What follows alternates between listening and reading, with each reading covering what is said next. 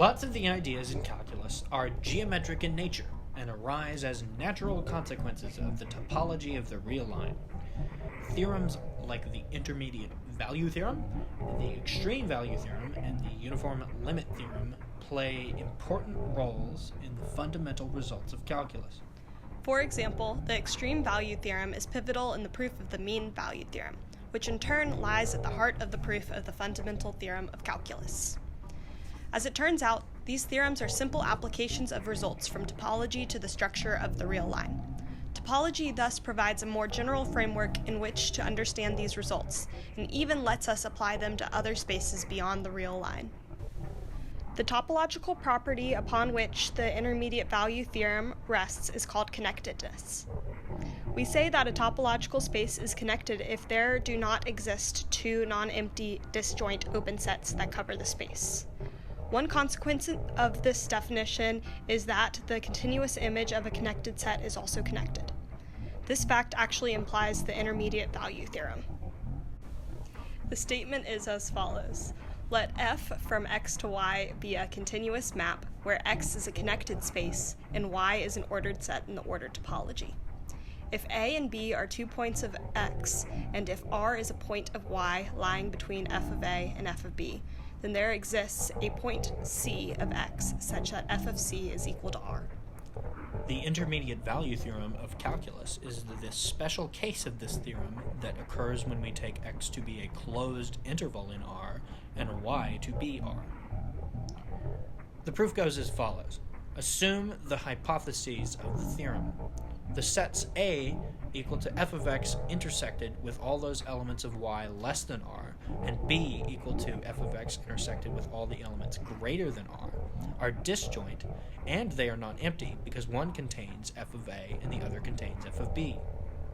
Each is open in f of x, being the intersection of an open ray in y with f of x. If there were no point C of x such that f of c is equal to r, then f of x would be the union of the sets A and B. Then A and B would constitute a separation of f of x, contradicting the fact that the image of a connected space under a continuous map is connected. This demonstrates the concept of the intermediate value theorem in a topological sense. Now we move to the extreme value theorem. Parte 2. The extreme value theorem in calculus says that if f is a real-valued continuous function on a closed and bounded subset of R, then it achieves its maximum and minimum. In topology, compactness is the property that generalizes the conditions of the extreme value theorem. Compactness is the property that any open cover of the space in question has a finite subcover.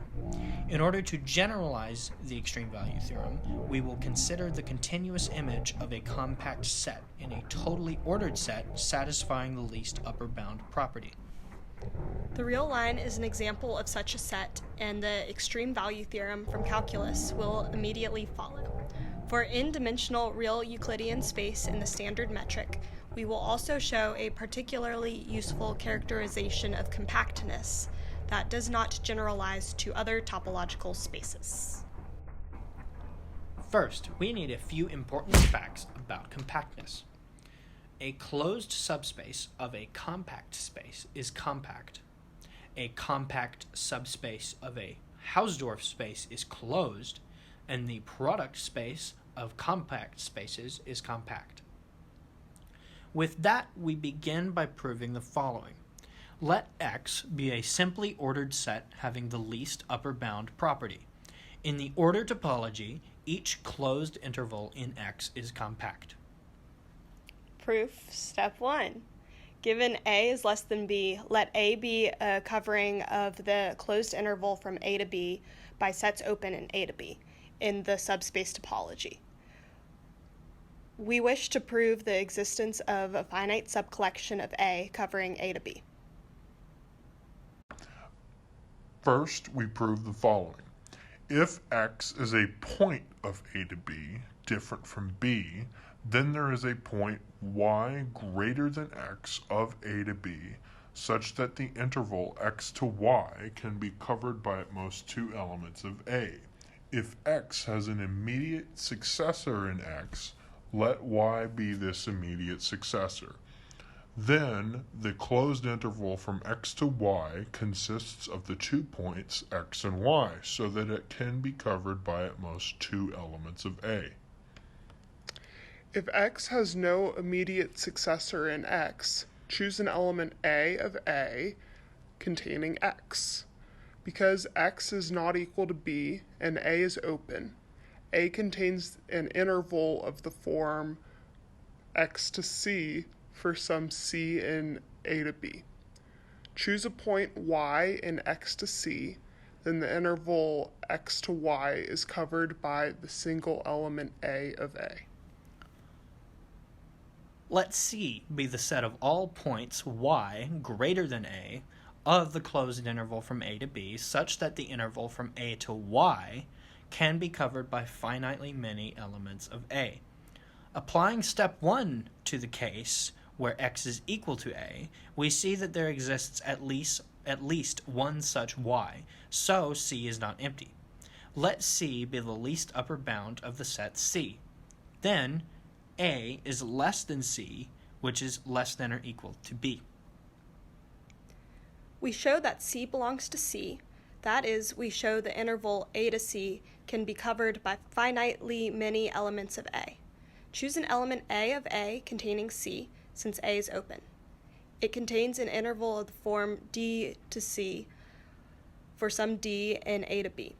If C is not in C, there must be a point Z of C lying in the interval D to C, because otherwise D would be a small upper bound on C than C.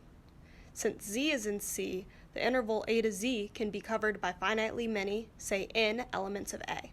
Now Z to C lies in the single element A of A, hence A of C is equal to A of Z union Z of C, can be covered by n plus 1 elements of A. Thus, C is in C, contrary to assumption. Finally, we show that C is equal to B, and our theorem is proved. Suppose that C is less than B. Applying step 1 to the case, where x is equal to C, we conclude that there exists a point y greater than C of A to B, such that the interval from C to y can be covered by finitely many elements of A. We proved in step 3 that C is in C, so the closed interval from A to C can be covered by finitely many elements of A. Therefore, the interval A to Y, which is equal to the interval from A to C in union with the interval from C to Y, can also be covered by finitely many elements of A. This means that Y is in C, contradicting the fact that C is an upper bound on C. We are now ready to tackle the extreme value theorem. Let f from x to y be continuous, where y is an ordered set in the ordered topology. If x is compact, then there exist points c and d in x such that f of c is less than or equal to f of x, which is less than or equal to f of d for every x in x. The extreme value theorem of calculus is a special case of this theorem. Proof.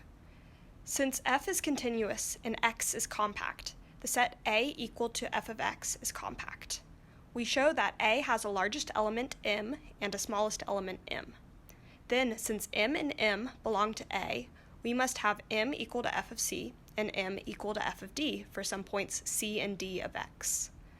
If A has no largest element, then this collection of open rays forms an open covering of A. Since A is compact, some finite subcollection covers A. If A sub I is the largest of the elements A1 to AN, then A sub I belongs to none of these sets, contrary to the fact that they cover A. A similar argument shows that A has a smallest element.